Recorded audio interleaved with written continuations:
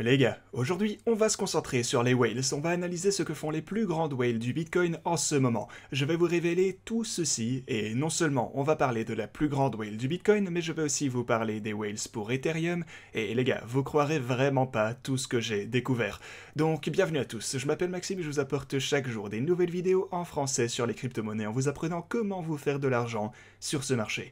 Si vous êtes nouveau sur cette chaîne, alors soyez sûr de vous abonner et d'activer la cloche dès maintenant. Et aussi les gars, si vous voulez obtenir des cryptos gratuitement chaque lundi, alors tout ce que vous avez à faire est d'être abonné, avoir la cloche activée et regarder les vidéos pour répondre aux questions que je vous pose tous les jours. Et une autre petite chose avant qu'on ne commence, si vous voulez m'aider à améliorer cette chaîne, alors je vous donne rendez-vous à la fin de cette vidéo pour vous poser quelques questions assez importantes. Ok, on est parti les gars, croyez-moi, cette vidéo va vraiment être super amusante et intéressante pour vous, alors ouais, restez dans le coin et commençons par parler du Bitcoin. Et bah, je veux dire, ça n'a rien fait de particulier depuis qu'on a parlé de tout ceci hier, en fait je vais pas réitérer quoi que ce soit, mais voilà, on vient de latéraliser un peu, et bon, je veux dire, on est en train de former cette petite formation ici, comme je vous l'ai dit hier, en fait c'est la même chose. Donc, ouais, le Bitcoin est toujours en train de faire ce qu'il est en train de faire, je m'attends toujours à ce que nous finissions par briser cela à la hausse, bien qu'il s'agisse d'une grosse résistance, comme vous le savez déjà, donc ouais, je pense pas nécessairement qu'on va simplement traverser ça comme dans du beurre dans les prochaines 24 heures ou quoi que ce soit, mais ce que je peux vous dire c'est que tout peut arriver bien sûr, et je serais pas surpris de voir le prix du Bitcoin être maintenu vers le bas un peu pendant un moment, et ouais, peut-être plus longtemps avant de pouvoir le casser à la hausse, donc c'est une grosse résistance, on n'arrête pas de le dire, et vous savez déjà tout ça, mais ouais, donc en gros, pour faire simple, on a toujours la tendance de bas de plus en plus haut, et bah donc ouais, au final, tout va toujours bien pour le Bitcoin. Parlons maintenant rapidement de l'Ethereum. Alors, pour l'Ethereum hier, depuis qu'on a atteint ma fameuse ligne orange, donc cet objectif de 4000 $, on a baissé un peu, et pour le moment on est en train de former ce canal ici. Ouais, regardez, ici on a un canal descendant extrêmement visible, donc c'est très intéressant de voir comment ça se passe sur l'intervalle de 4 heures. Regardez, c'est extrêmement défini, c'est vraiment clair qu'on est maintenu à l'intérieur de ce canal. Donc, ouais, encore une fois, c'est un canal à tendance descendante, donc tout juste en dessous d'une énorme résistance. Donc, ouais, on pouvait facilement s'attendre à tout ça, mais je crois que nous allons au même moment, quand on va percer avec le Bitcoin ici, on va certainement aussi avoir des poussées de malade, qui va du coup pouvoir permettre à notre Ethereum de passer au-dessus de ses précédentes résistances, et puis enfin aller vers le précédent all-time high. Maintenant, parlons de quelque chose d'amusant. Alors, ici c'est l'adresse Bitcoin de notre fameuse whale, la plus grosse whale du Bitcoin qu'on connaisse à ce jour. Et vous savez que j'en ai parlé, et c'est vrai, je me suis un peu relâché pour le moment, parce que vous pouvez voir qu'il y a eu pas mal d'activités ici, et je ne l'ai pas couverte, donc j'en suis vraiment désolé. Je vais continuer à vous mettre à jour concernant la whale ici, parce que, eh bien, vous savez que beaucoup de gens pensent que c'est extrêmement important, et on sait déjà que la whale a tendance à acheter à mes gros niveaux de support. Donc, ouais, il a tendance, enfin, il ou elle, peu importe qui c'est, cette personne a tendance à vendre auprès de mes niveaux de résistance et ils ont tendance à racheter à mes niveaux de support. Maintenant, évidemment, c'est qu'une coïncidence, mais c'est très étrange et ça vient encore d'être le cas. Alors, qu'est-ce qu'on peut voir ici? Eh bien, on peut voir qu'on a de l'activité, de la vente, 1500 bitcoins. Mais tout d'abord, parlons de la quantité de bitcoin que ce type a réellement. Donc, 108 000 bitcoins, c'est quand même pas mal. Un solde actuel de 5,4 milliards de dollars américain. Est-ce que vous vous rendez compte? Donc ouais, ça aussi c'est plutôt pas mal, j'aimerais bien voir ça aussi. Mais bon, allez, on descend. Le 3 septembre ici, il a vendu 1500 bitcoins, et le 3 septembre, c'était tout juste alors qu'on s'approchait de ma résistance massive ici, donc la boîte orange. Et ouais, on va croire que c'est un complot, mais encore une fois, la whale prend son profit à mon énorme résistance. Ok, et si on descend ici et qu'on se penche sur les quelques dernières transactions, regardez, il a également pris du profit le 20 août, donc alors le 20 août qui était alors juste ici, après qu'on soit en train... Non, c'était quand on s'approchait de ma résistance en fait. Il a tout d'abord pris un peu de profit ici, et puis il en a pris un peu plus ici également. En fait, c'est 1500 bitcoins, ouais, à chaque fois. Et puis il y a eu beaucoup de prises de profit ici aussi vers le 8 août. Alors du coup, si on reprend le graphique et qu'on se penche sur le 8 août... non, pardon, en fait c'était pas le 8, c'était tard le soir alors, en gros le 6 août ici. Donc oui, c'était tard le soir, ou plutôt dans la nuit du 6 au 7 août. Alors, le 6 août, c'était, si on reprend le graphique, c'était bien sûr ici. Et ouais, donc dans la nuit du 7 août ici, donc toute la zone qu'on a ici où il a pris son profit, c'était tout proche de ma ligne rouge, encore une fois. Ok, on peut continuer maintenant. Forcément, je vais pas analyser chacune de toutes ces transactions, mais on sait déjà que cette whale a acheté beaucoup de Bitcoin ici aux alentours de 30 000 dollars, parce que, eh bien, si on regarde donc aux alentours du 24, le 22 juin, donc ouais, aux alentours du 24 et du 22, c'était attendez, c'était juste là, donc le 22 et le 24, alors c'était juste là, entre 30 000 dollars et 32 000. Donc voilà ce que notre whale du Bitcoin a fait récemment, les gars. Je sais que beaucoup d'entre vous s'y intéressent, donc on va essayer de se tenir au courant sur le sujet, mais une chose à retenir, c'est aussi que même si on sait qu'il essaye de vendre à la résistance, et qu'il a aussi essayé d'acheter au support. À chaque fois, regardez comment sa balance n'a pas arrêté d'augmenter ici. Je veux dire, regardez, il a commencé en 2019 avec, entre énormes guillemets, 10 000 bitcoins environ, ce qui est forcément pas mal, mais depuis, ça n'a jamais cessé d'augmenter jusque 1000... non, pardon, 116 000 bitcoins, alors ça. Donc, ouais, il n'a fait que DCA au fil du temps, en achetant des petits morceaux de bitcoin, 156 ici, 200 par là, et puis en prenant de gros profits à la résistance, en achetant encore plus gros à chaque fois qu'on descendait vers un support massif. Et c'est aussi la manière de penser à laquelle j'essaye de vous conditionner. Genre, vous savez, acheter au grand support et prendre des bénéfices aux grosses résistances. Mais continuons, et vous n'allez vraiment pas croire ce qui arrive, les gars. Mais avant qu'on ne parle de ce truc de fou, n'oubliez pas de profiter du bonus de 2000 dollars sur Femex. Vous avez aussi un bonus de 3610 dollars sur Bybit, ainsi que 2200 dollars par ici sur ces trades. Alors, maintenant que vous savez tout ça, si vous vous souvenez, j'ai parlé de Telos au cours des quelques dernières semaines, et vous savez aussi que j'ai commencé à en parler ici en bas. Mais ce que je vais vous révéler maintenant, ça va vraiment vous couper le souffle, ok?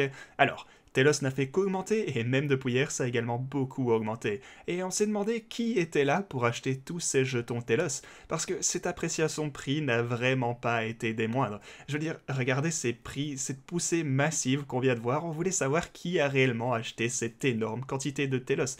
Et maintenant, en fait, on a une idée de qui est réellement en train de tout acheter. Et, ok. On va commencer avec un peu de contexte ici, si vous voulez bien. Alors, si vous vous souvenez, il y a quelques semaines, on a eu une séparation de la chaîne pour l'Ethereum. Ceci a été publié le 27 août et ça a été en fait sur chaque publication majeure. En gros, tout le monde sur YouTube, tout le monde sur Twitter, tout le monde a parlé de ça et il y a eu un énorme effet pour l'Ethereum ainsi que sur la Binance Smart Chain et toutes les chaînes qui utilisaient l'EVM, donc la machine virtuelle Ethereum. Donc ouais, ça a vraiment été un événement énorme, mais ce que vous savez probablement pas, c'est pourquoi ça s'est réellement passé. Et en fait, ce qu'on sait maintenant, c'est qu'il y a seulement quelques mineurs ou certains clients qui n'avaient pas fait une mise à jour cruciale, et c'est la raison pour laquelle on a vu cette chaîne se diviser.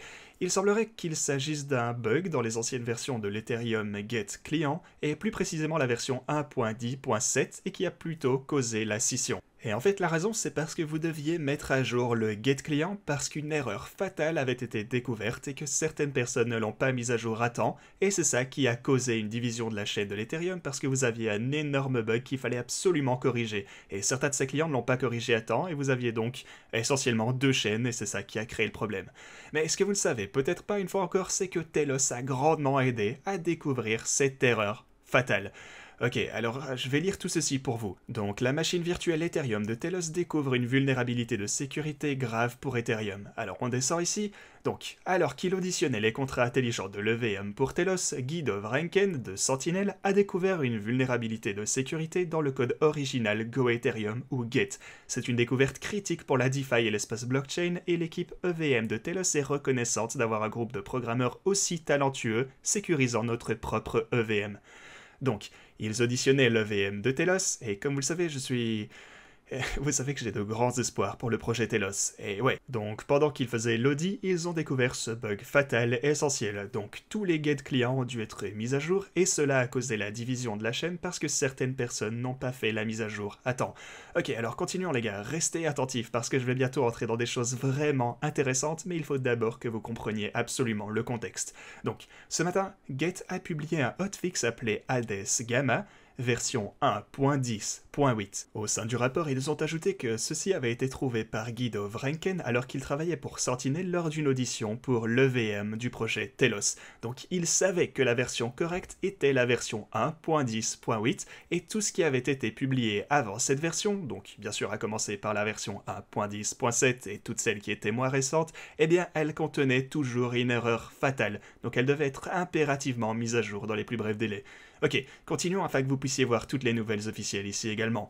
Donc non seulement Telos a en fait aidé à découvrir le bug fatal ici, non seulement ils ont aidé à découvrir tout ça, mais depuis, on peut voir beaucoup de whales qui commencent à en accumuler. Regardez, cette adresse achète du Telos en lot de 10 Ethereum depuis hier. Et c'est déjà un post plus ancien en fait, mais tant que maintenant, il y en a déjà pour 60 Ethereum. Et je pense que cette adresse est liée à l'Ethereum Foundation. Si on creuse un peu, on peut voir que les fonds initiaux viennent d'un compte qui a beaucoup de transactions avec le contrat Ethereum.dev. On y a peut-être quelque chose ici les gars. Donc l'adresse en question est celle-ci, et vous pouvez voir qu'ils ont beaucoup d'Ethereum. En fait, genre 10 millions d'Ethereum ou presque. Et presque 38 millions de dollars en valeur de jetons. Donc, ouais, maintenant si on jette un œil aux transactions ici, vous pouvez voir qu'ils ont acheté beaucoup de Telos, ce qui est réellement intéressant parce que, comme je l'ai dit, il y a beaucoup de liens entre l'Ethereum Foundation, qui représente cette adresse, et c'est d'autant plus intéressant que c'est arrivé juste après que Telos et les gars qui les aident ont découvert ce bug fatal et qui aurait pu être un désastre si jamais les clients n'avaient pas été mis à jour ici. Donc ouais, si on regarde les transactions, ils ont acheté un paquet de Telos. Et les gars, si vous regardez cette adresse ici, vous pouvez voir que, ouais, elle est super importante parce que vous avez tous ces jetons différents et en fait ils veulent simplement que les gens se disent que cette adresse possède X, Y ou Z jetons. Donc tous ces jetons sont envoyés en petites portions à cette adresse juste pour pouvoir dire que l'adresse en possède et qu'ils puissent se dire « Oh regardez, cette whale possède, j'en sais rien, X par exemple. » Donc X envoie quelques jetons à cette adresse. Comme ça, Richard Hart peut se pointer en disant « Regardez, cette énorme whale a en fait acheté mon jeton. » Mais en fait, quand on s'y intéresse vraiment, eh ben ils n'ont rien acheté du tout. C'est juste que X leur a été envoyé. Bien sûr, cette adresse n'a aucun contrôle sur les jetons qui lui sont envoyés. Mais par contre, ce qu'on peut voir, c'est que vous n'envoyez pas 700 000 dollars tous les jours pour quelque chose auquel vous ne croyez pas. Ok, et vous pouvez voir que les plus grosses positions que cette whale-là sont le USDC, DAI, Wrapped Bitcoin et ensuite Telos. Et récemment, après avoir acheté pas mal de Telos, ils ont commencé à accumuler du BIOS. Donc, eh ben, c'est intéressant. C'est quoi BIOS? Eh ben, si on va sur leur site, vous pouvez voir que c'est... En fait, j'en sais rien du tout. Mais j'ai juste lu quelque chose à propos d'une EVM. Donc, ils ont quelque chose à voir avec une machine virtuelle Ethereum. J'en sais pas beaucoup plus, j'ai pas fait de recherche. Mais par contre, on sait que les EVM sont le principal focus de Telos en ce moment également. Et ouais, c'est aussi ça qui me rend super bullish pour le projet. Donc, est-ce que c'est juste une coïncidence que la whale achète beaucoup de Telos et ensuite quelque chose d'autre qui est très appliqué dans les EVM également en général? Eh ben, j'en sais rien, mais je vais vous tenir informé à ce sujet, les gars. Ok, voilà, c'est tout ce que j'avais pour aujourd'hui, mais avant qu'on ne se quitte, j'aimerais vous demander votre avis. Histoire d'être bien clair, ici ça n'a rien à voir avec la vidéo de Satoshi Staker, ça ne fait pas partie du texte, du script, rien du tout, c'est juste moi qui vous parle. Et je voulais vous demander votre avis sur la narration des vidéos. Encore une fois, pour être bien clair, parce que je pense que certains d'entre vous ne s'en rendent pas toujours compte, mais je ne me charge personnellement que de la traduction des vidéos de Satoshi Staker en français, donc je ne suis pas responsable du contenu, ce qui est, je suppose, la raison principale pour laquelle vous regardez ces vidéos. Cependant, j'ai remarqué énormément de critiques, parfois constructives, parfois non récemment, sur ma façon de parler. Alors, je précise que je le prends pas mal du tout, vous en faites pas. Franchement, parfois je meurs de rire en lisant vos commentaires sur ma voix de reporter amateur, de dessin animé ou de vendeur téléachat et j'en passe. Donc ouais, je sais très bien qu'on ne peut pas plaire à tout le monde, et surtout sur internet. D'ailleurs, j'en profite pour remercier les abonnés qui sont là tous les jours à poster plein de trucs gentils. Mais voilà, à mesure que la chaîne grandit et qu'on a de nouveaux arrivants, je reçois quand même de plus en plus de commentaires à ce sujet, et comme c'est important de savoir se remettre en question, je saisis cette chance de vous demander un avis plus détaillé sur ce que vous aimez moins, et ce que vous pensez qui est améliorable.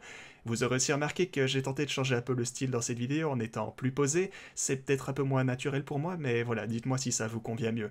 Je compte sur vos critiques constructives les gars, et même pour vous qui êtes toujours adorables, n'hésitez pas à me dire le fond de votre pensée, c'est le moyen que je vous donne pour rendre cette chaîne plus agréable pour tout le monde. Ah oui, j'allais oublier, du coup ajoutez votre adresse BSC si vous voulez participer au giveaway, hein, on n'oublie pas. Sur ce, merci de m'avoir écouté, c'est la première fois que je sors un peu du rôle, donc j'ai comme l'impression de refaire votre connaissance, donc ouais, j'ai vraiment hâte de vous lire. Enfin bref, moi je vous dis à la prochaine.